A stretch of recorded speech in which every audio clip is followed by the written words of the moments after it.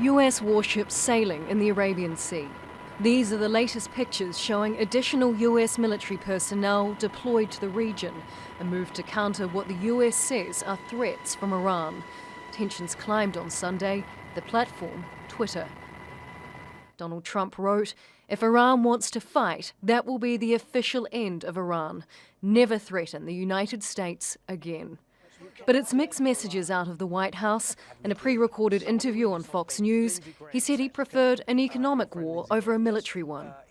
I want to invade if I have to economically. We've created a much stronger country economically than when I took it over. And on Thursday, he said this. President, are we going to war with Iran? We have not planned for that. Hopefully we're not going to have to plan for that. And if we did that, we'd send a hell of a lot more troops than that. But I think it's just, where was that story, in the New York Times? Well, the New York Times is fake news. Tehran has described US moves as psychological warfare and a political game. Iran's Foreign Minister Javad Zarif travelled to meet his Chinese counterpart in Beijing on Friday.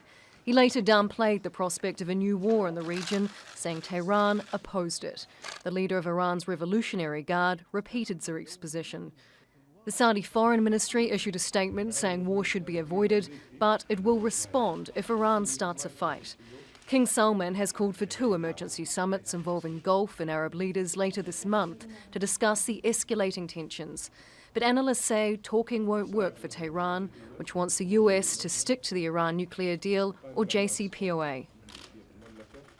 I really doubt that the Iranians are going to engage in any diplomacy until at least Trump fires Bolton and starts to abide by the JCPOA. Because if the idea is to go to the table with this extra leverage that Trump now believes that he has because of the sanctions, well, the Iranians are not going to go to the table without them first also building some leverage, which most likely would mean that they would restart other aspects of their nuclear program. That's not a good scenario for anyone.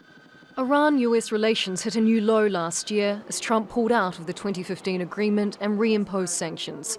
They had been lifted in exchange for Tehran scaling back its nuclear program. Now, under US-led sanctions, Iran is suffering economically and wondering what Trump's true intentions really are. Charlotte Bellis, Al Jazeera.